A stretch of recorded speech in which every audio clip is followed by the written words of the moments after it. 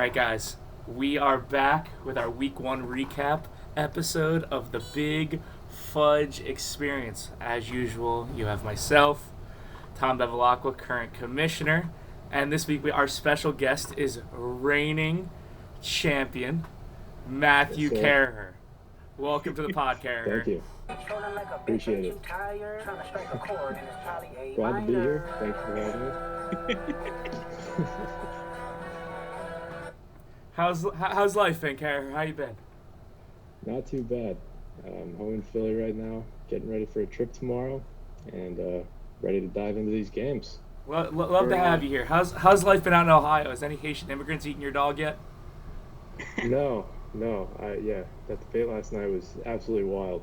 I have seen some videos, but yeah, crazy stuff. I'm happy to hear that your dog is safe. Things are getting wild out there. All right. Yeah, I mean, I wouldn't bring a dog anywhere near Ohio, for being honest. But, yeah. All right, good to be noted. All right, going into the games from last week, starting off with a big matchup, aka the Tank Off, me v Sam. I came out with the victory. I'm 1-0, and the Tank is off. Some would say that was the matchup of the week. Some would say, I wouldn't be one of them, but some would say. Yo, it was a grudge match of who can suck the most, and Sam really showed me up. I'm just a natural winner. And Caraher, as someone who tanked for years, how did you do it? How did you suck so much? Because I really am having a hard time with this over here, just accidentally winning games. I started Khalil Herbert. Get 2 carries. Yeah, I mean, I had the excuse of inexperience. I'm not sure what your excuse is, Dino, but I'm learning the ropes as I go, so that's all you. My excuse is I'm building for the future. You gotta start down to go back up. It's the Sam Hinkie method. It's the process, yeah. It is trust the process. Not all of us can be Bob the Rebuilder. That's right. But I am now officially a contender. I am tied for first place. Big matchup next week against Nap. And things are looking good. I have the best quarterback in the league in Baker Mayfield, a certified wide receiver 1, and A.J. Brown, an elite tight end in Evan Ingram. Quentin Johnston looked good this week. 3 catches, 40 yards. Things are looking up. I think the real issue was Sam didn't know that his tank is now off, because putting up 50 points is it's not a lot. Yeah, I understand Marvin Harrison kind of had some rookie troubles, so did Caleb Williams, but overall, the team just isn't clicking yet. Look, and that was a tough game for Sam to lose. I know he wanted to win that one because he has my pick. So every game I lose benefits him because he gets a better draft pick. So that's an interesting one. But we gotta keep an eye on the fake alphas moving forward. Maybe it was you switch from being an alpha to being in the bottom for when you really become an alpha. That's how that goes, I guess. Our second game was Bev. You beat up on the retarded kid in the league, Connor. You won 147 to 62. I think that was the largest margin, and you again were the top scorer on the week. That just really seems to be a recurring theme. Yeah, what can I say? Just every single year, I'm stuck in the forward looking back at points-wise at least. Just would be really nice if I had a challenge one year, someone at least competed with me. I understand Mostow only 5 points away. Oh no. I mean, Caraher over there, he's going to be slowly competing with you. He was big competition last year. Was he the one who knocked you out of the playoffs? I think I did, but I wouldn't remember. I don't know. Yes. Yeah, you beat me in the semis. Yeah, I did beat you in the semis. That's really a tough look, and there were talks of this potentially being almost like a retooling year for you, Bev. Wait, no, I lost to Tim. Either way, that's embarrassing. But either way, you had some guys who people were kind of low on step up. Rashid Rice, Jalen Reed had really big weeks. Devon Achane seems like he's going to be a dog, even though he's hurt going into next week. Jalen Warren, tough week, but even Bucky Irving looked like he might be okay for you. You just find guys out of nowhere, dude. Hey, man, these draft picks matter. You guys might be throwing away your thirds, but I'm turning some shit into gold. You do love a third-round pick, and Connor, big loss, finally has his own pick this year. This might be the year where he finally gets the first overall pick. Let's hope he doesn't take the equivalent of James Cook again. Hey, James Cook's worked out. James Cook is an okay player, though. Still a bad draft pick. moving on to Game 3, what might have been the game of the week and a hot discussion was Joe versus Tim.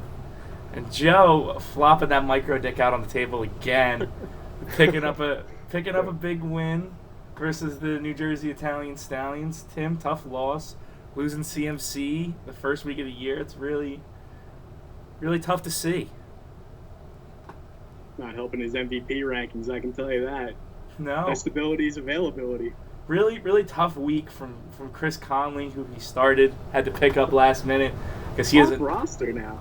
Because he doesn't know how to properly roster manage. There was some talks, rumblings around the league of there was potentially a handcuff swap of Justice Hill and Jordan Mason before the week started, but Joe just doesn't know how to value guys in a trade and couldn't get a deal done. And it really ended up hurting Tim. But I would like to point out that there was a big kerfuffle in the league this offseason over automatic subs. And Tim losing this week was actually a direct result of that vote because he couldn't set an auto sub that hadn't played yet, which forced him to pick up Chris Conley, which I think is a really good show of gamesmanship and how it really increases the difficulty of the game. I don't know your guys' thoughts. I know you guys are both on the opposite end of the aisle on that one. Wait, so Tim would not sub someone in? No, Tim subbed somebody in, backup? but the swap was it couldn't be somebody that already played. So he had to go on the waiver wire and pick up Chris Conley, who was like the wide receiver 5 on the Niners because there was nobody else really available. Because Connor rosters Kyle Juszczyk. Yeah, I think it should totally be like that. You shouldn't just be allowed to throw someone in who's already got their points because it's kind of like, I don't know. You can't do that. You have to set the auto sub before the other guy plays. But even still, I think it's fair game. You're still like setting him up just in case he pulls some bullshit. I don't know. The bullshit's part of the game. You gotta play the slice. Sure. Moving on to our next game, our co-host who could not be here today, Baktu, takes down Michael Napoli in a tough showing, and another year where Nap can't play the right starting quarterback. It didn't fully. I just want to point out. It didn't fully cost him the week, but it was close. He lost by 14. That's a 10-point swing between Tua and Dak. He trades for Dak, still couldn't get the start right. It's a real tough look. I just want to point out the podcast is undefeated. Podcast is undefeated. 3-0 to start the year. Just the real pillars of the league. Real juggernauts out here. Yeah, just look at us. 3 contenders. Yes, sir. 2 champs. Only 1 champ's on the pod. Except for on this call. Oh. I may I or may not this call. be the only one without a title. But we'll keep moving on. Good looking week from Baktu. The Whites showed up. Rashad White and Zamir White really did a good number for him. And Brendan Aubrey, 21 points. No big kicker week this week. Big kicker week. That's nuts. Big kicker week. He's got Zeke sitting on his bench, had a good week. And Knapp, just for whatever reason, even though he's trying now, can't figure it out. He's just... He started Gabe Davis over David Montgomery. I kind of didn't understand that one, I'm going to be honest with you. If he started the right quarterback and didn't play Gabe Davis, he wins. That's just bad. That's the story of Knapp's team, man. Just bad management. Just it's user errors over there. It's really, really hard to watch. Going on to our next game. This ended up becoming a nail biter. Jimmy gets taken down by the kid with cancer by 0.5 points. 26 late points from Jake Moody. Couldn't get it done. And it looks like it might end up being a long season for Jimmy if things keep up the way that they started for him. Puka Nacua goes down early. Joe Burrow looked bad. Najee Spears looked like he lost his job to Tony Pollard. Addison's banged up. Addison's busted up ankle. Thank God he's got Ladd McConkey. Trade him to me, by the way, Jimmy. And I don't really see anybody on his bench outside of Greg Dortch who can really step it up. He looks like he has the best kickers in the league, though. Kai Fairbairn had 17 on his bench. 17 on the bench. That's no, man, he should just starting his kickers in the flex. I think he should be allowed to. I'm fine with that change. 2 kickers for Jimmy. And look, he traded for Kyler Murray in the offseason. He's still starting Justin Herbert. Both didn't have great weeks, but the QB room for Eugene's still not looking great. At least he's got guys who are actually playing now. Huge is another guy with some injury issues. He's got Njoku with some issues. Mostert's out next week already.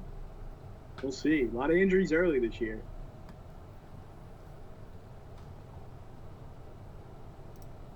My back. Oh, my back. And last, but surely not least, the upset that nobody really saw coming going into the season. Mostow takes down our special guest and reigning champion Caraher in a bit of a blowout. 142.50 to 105. Mm-hmm. Caraher, what happened? Yeah, I don't know, man. I mean, just the Super Bowl just hangover? Looking at it, I guess so. You know, it's got to be a curse or something. But I mean, I think my wide receivers just weren't all that efficient, if I remember correctly, and yeah, just a lot of guys just underperforming. Yeah, your big names. It is what it is. We'll chalk it up to a lucky win for Mostow and take it from here. Yeah, your big names, Chase and Amon-Ra, combined 12 points. Yeah, I mean, I always expect a lot from Chase, so that honestly killed me, seeing him drop 9 points, but it's because he's saving it for later games. That's what I'll tell myself. Only 1 point from your kicker. Maybe you should make a trade with Jimmy. And I was thinking that, yeah. It's possible. I mean, I also wouldn't recommend, starting the Jets kicker. That offense didn't look too great, but that's just a matter of preference. But Mostow, somebody who I think we all were very down on, including myself, had some guys step up, and things are looking brighter for him. And I have to ask the fellas, I know this is a recurring theme, but is Mostow back? Big week from Pacheco, humongous week from Joe Mixon. With Puka down, Cooper Kupp looked good. He's going to get a massive amount of targets. Brock Bowers looks like he might be that dude. Big week from Kamara. Christian Watson had a touchdown, even though he didn't do much else. Jordan Love's going to be out for a bit, but, one trade for Matthew Stafford, and that clears itself right up. Do we think Mostow can make a run here, boys? Is he back? I think so. You know what?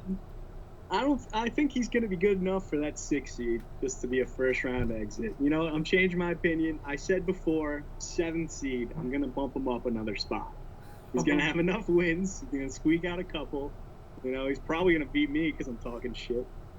But, I mean, I've never said that the players on his roster are bad. I just think that this isn't a great roster for the future or even for a winning championship this year.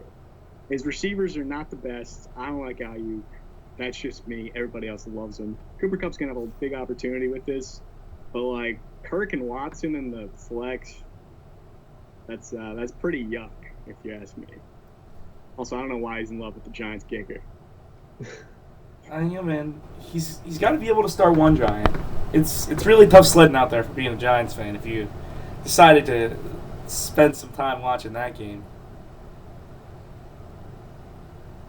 Caraher, what are your thoughts? Well, I mean, congrats to Mostow on the win, and looking forward. I don't know, not worried about it. I consider it a total fluke. Is what it is. I mean, I was projected 130, ended with 105. It's not great, but yeah, I think I need a quarterback. Probably, I'm not.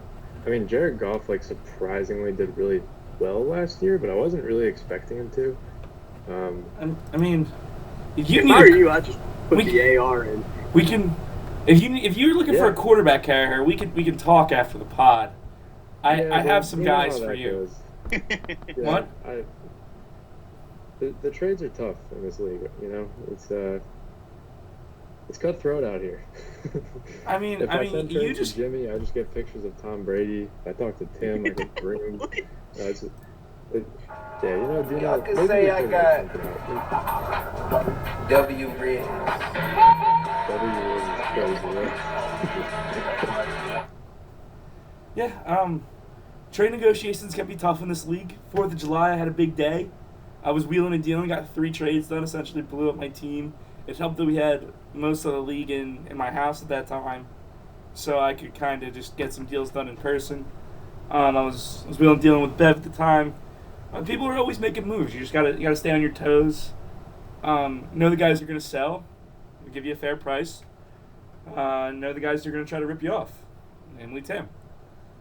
Know the guys you're not gonna be able to make a deal with, namely Mostow. Just play Richardson. You don't need another QB.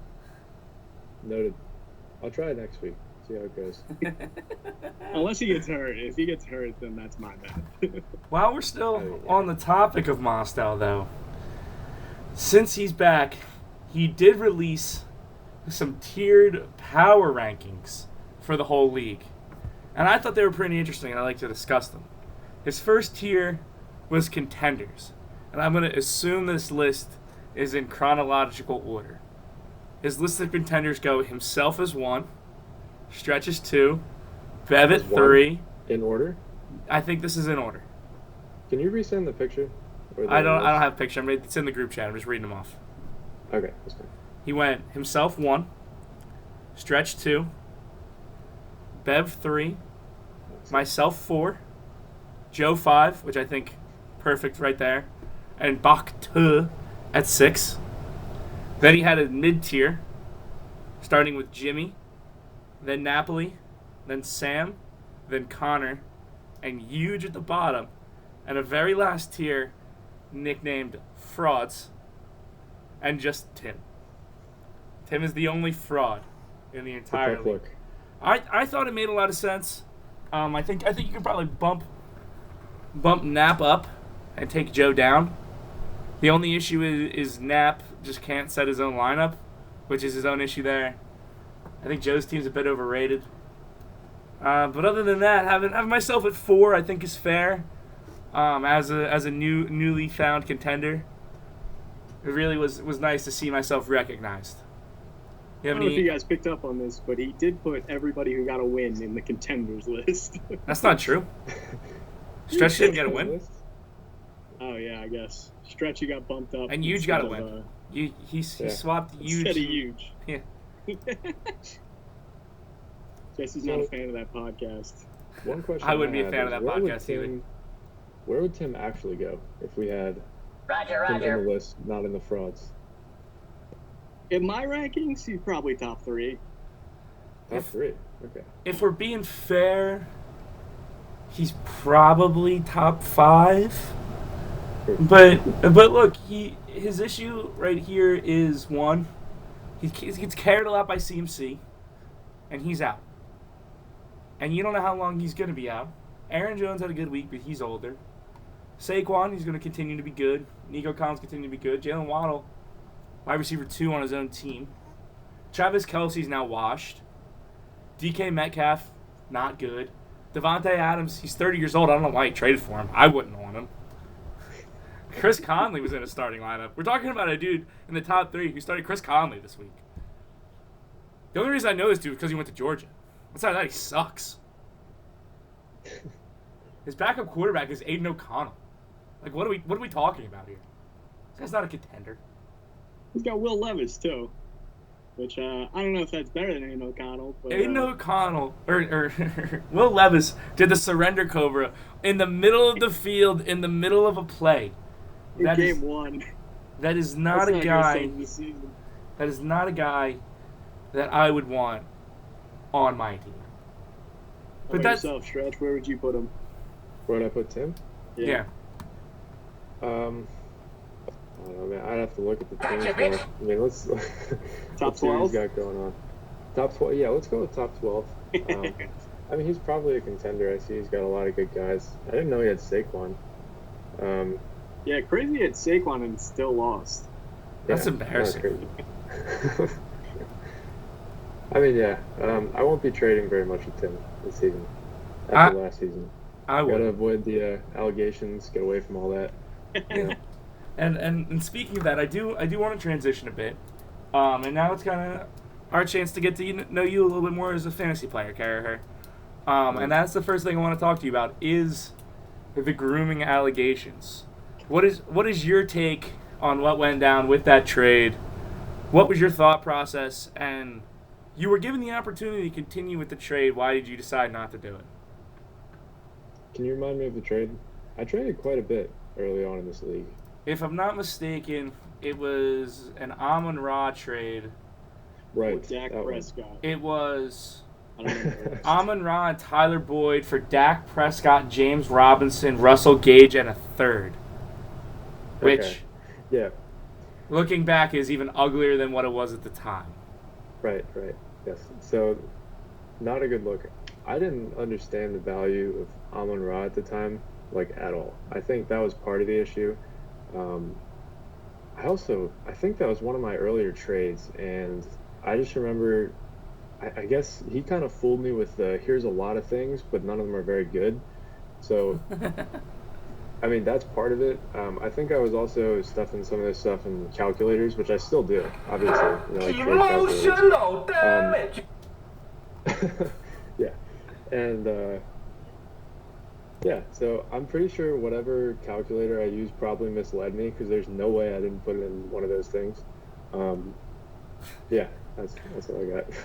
Yeah, you gotta not trust those sneaky guys with dent in their heads. They have dents in their heads for a reason, Yeah. and you can't I mean, trust them. Over time I'm learning to use other metrics, but that's all I had at the time. And Yeah, vibes is always a good thing to go off of too. You don't always have to Right. go off the rankings. Yeah. Another bit of controversy you've had in your time in the league was your Mhm. time with a co-owner who was Right. subsequently ousted from the league. Can Mhm. you discuss your time having a co-owner, what that was like, and how you kind of rebounded from him being subsequently booted? Yeah, I mean, I didn't really have much communication with the guy, to be honest. Like, he kind of just, if I remember correctly, he did some questionable things to the team, and it was kind of like I thought he was going to more kind of like show me the ropes, and that was not the case. I feel like he was just That making was- questionable decisions. That was definitely the intention, and that didn't Yeah. happen. But it was Yeah, so I was all for him getting booted. That's just me. yeah. Bit of another controversy you were involved with this third one? past little playoff run. Yeah, you're more controversial than I remember.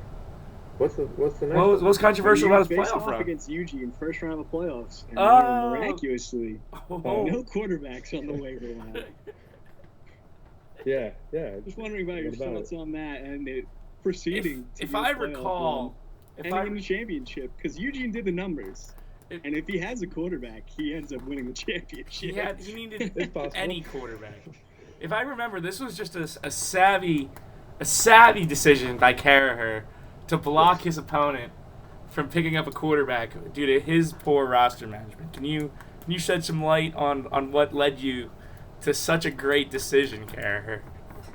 I think you put it perfectly. It was just a real solid strategic business move, and sorry to Huge for that one. Ladies and gentlemen, we got him. We did indeed. Sorry, Huge. Maybe this year. I don't know, man. His team is Or maybe not. He's like dead last in the rankings. he was dead last at Mostow's rankings. He did Right. come out with a win this week, but he was the worst winner. I outscored him, which is tough to see. Now he's down in Njoku. He's down Colonel Mostert, and things really just aren't looking up for him right now. That I could happen to definitely notice change. that, both Tim and Huge are at the bottom of the power rankings. Both of them you beat in your playoff run. You take responsibility for their complete collapse? Do you think that's because of you, or do you think they were just due? Now that they're just complete frauds. Me? Yeah. No, I mean, if their teams underperform, they underperform. I just kind of put in who I got to put in. couldn't handle the pressure, and now they're starting to fall apart, I think. And last but not least, Caraher, just to kind of wrap it up with you. You lost week 1, but you are defending champ. What do you think your chances are of a repeat, and what's your strategy going forward? Yeah, I mean, to put it lightly, I got to lock back in here. I got to figure out the holes in my roster. I don't know. I think I have a good roster. I feel like there's not a lot of depth. So if I do make a championship run, it feels like it'll be, things are going to have to line up. Yeah, I wasn't like too psyched about my draft, but obviously I didn't have very high picks. I had the worst possible pick. So yeah, I mean, we'll see how it goes. That is the struggle of a champion. I am looking to repeat, and Bev, you have expressed to me on the side that you are not letting that happen. So very, very motivated to win a second time. Look, I think I've expressed that to everybody individually. Caraher, if you're looking to acquire guys, I may or may not know a guy who is actively selling off his team piece by piece. So I would recommend reaching out to that fella in the league, maybe offering some draft picks. I'll give it a shot. That podcast feels like a ruse just to sell your team more. Yeah. All right, and our last Chase is not moving. That's my only disclaimer. What'd you say? Chase is not moving. He's staying. I ain't looking for Chase. Fair enough. Right. I mean, maybe not myself, but someone who would be selling off their team would not be looking to acquire Jamar Chase is what I would recommend. Right. Our last 2 items of business. After week 1, we had some preseason MVP picks with the guys who are typically on the pod. Week 1 MVP picks. Bev, who do you think is going to be MVP of the league? Not named Tyreek Hill. Well, you backed me in the corner with this one. See, normally I pick somebody who's on my team, but this week I'm going to branch out a little bit. I'm going to give it to Baker Mayfield. Woohoo! I mean, just what a stellar performance, man. Against Washington? Wow, dude. An elite defense. Awesome, dude. Showed when the lights are brightest, he can really step up and just annihilate us. Man, that was a mid-season trade for me last year. 3rd round pick in Antonio Gibson. Looks like I got good value. Not only the Browns but Connor are also wishing that they had Baker Mayfield still on their roster. And you actually snagged my pick. My pick was going to be Baker Mayfield, but I can pivot and switch over to my second pick.